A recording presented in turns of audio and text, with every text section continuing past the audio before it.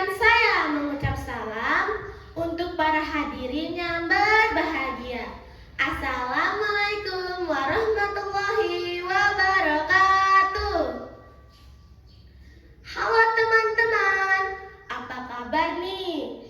Semoga semuanya baik dan tetap semangat ya. Yang saya hormati Ibu Bapak, Dewan Juri, dan para hadirin semuanya. Izinkan saya untuk perkenalkan diri. Nama saya adalah Aifat Azanifara, dan saya ingin bercerita dongeng yang berjudul Sampuraga, yang diambil dari cerita rakyat dari Mandailing Natal. Pada suatu hari, hiduplah seorang janda tua dan anaknya bernama Sampuraga. Anaknya ini hanya bekerja mencari kayu bakar di sekitar desanya. Pada suatu hari, Sampuraga berniat untuk pergi ke negeri Mandailing untuk bekerja.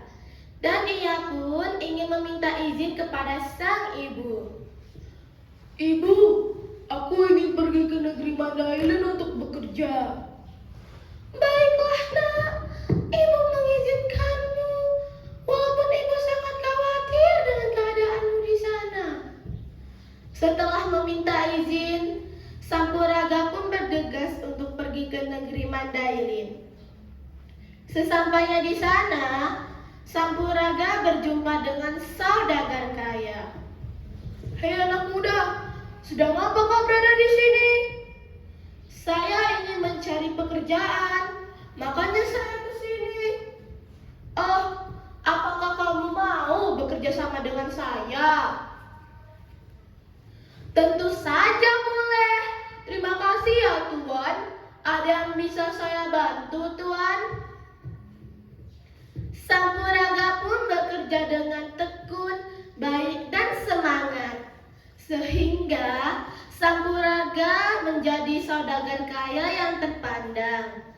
Dan saudagar kaya pun berniat untuk menikahkan Sampuraga sama putri kesayangannya.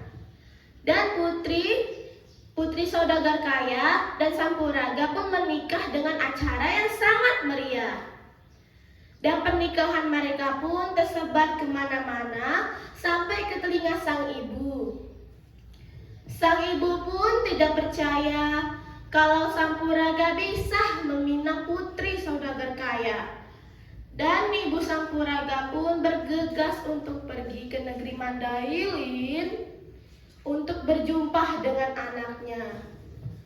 Tetapi yang diharapkan tidak seindah yang dibayangkan. Sampuraga justru mengusir ibunya karena ia malu dengan keadaan ibunya. Ibunya berjumpa dengan Sampuraga dengan keadaan kumuh, miskin dan kurus. Dan Sampuraga mengusir ibunya dan ia tidak mengakui ibunya.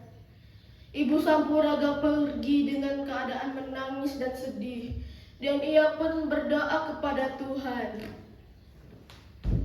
Ya Tuhan, jika dia tidak mengakui ibunya sendiri, maka kasihlah dia pelajaran.